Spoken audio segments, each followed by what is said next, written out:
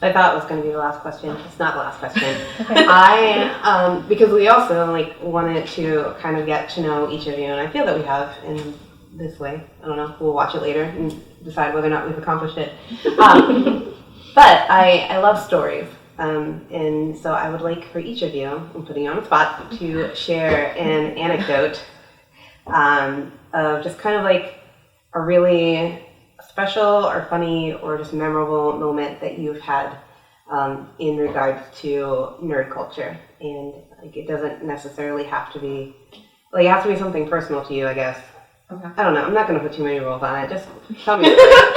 Tell me a story. Tell me a story. Just something meaningful that happened. Yeah. To us personally. Or just something that has been, it doesn't necessarily have to be sad, heartfelt, meaningful. It could even just been, wow, this was awesome and I can't believe that happened.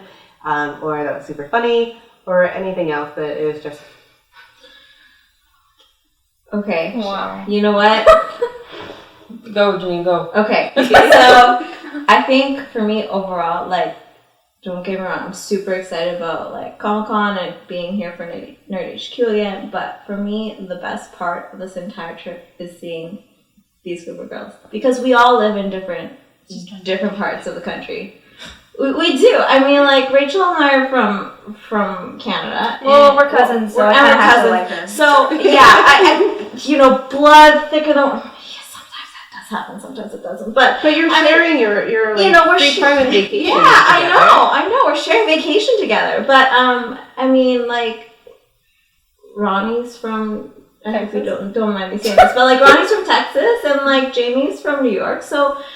Time difference and the fact that we're all from different countries, it's hard.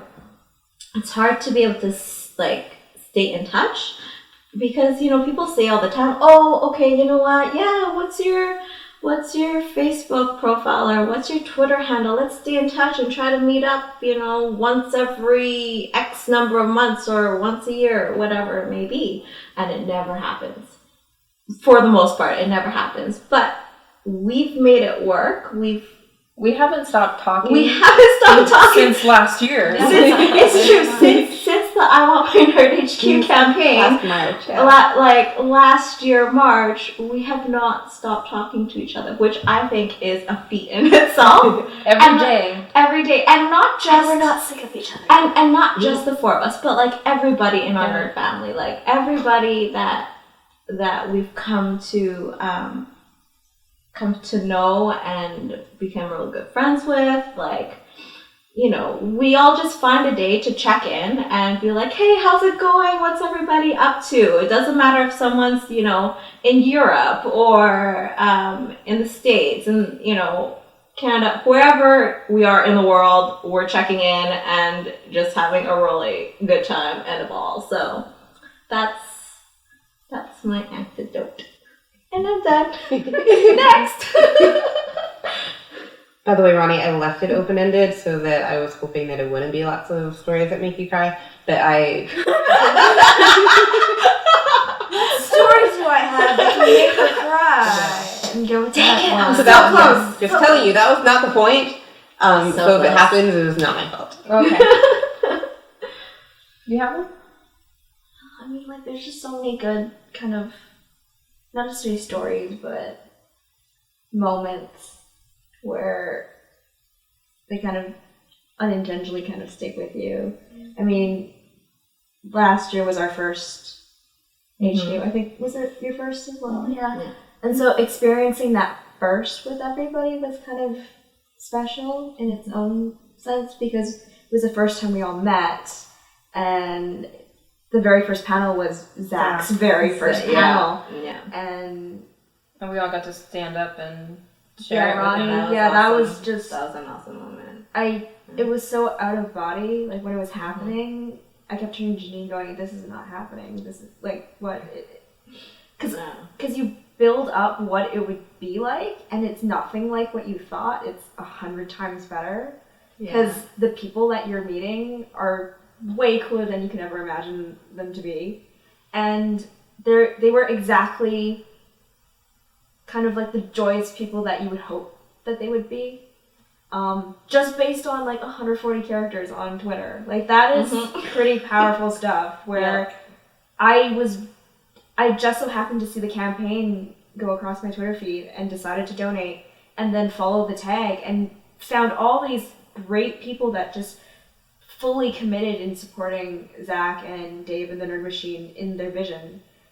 Even when it was looking really bleak that we weren't going to make that, and I say we, even though we had really nothing to lose, really. I mean, it was Zach and his team. You invest in it yourself. Yeah, and like, just knowing that it was going to be a heartbreaking end to the campaign, but at the same time seeing how much love came from that, like that was really special because yes, the $1 million wasn't met, but the gift of that campaign was meeting all the people that I get to call friends now because, you know, without that campaign, without it failing, really, because had it been successful, I don't know if I would have made the same kind of connections.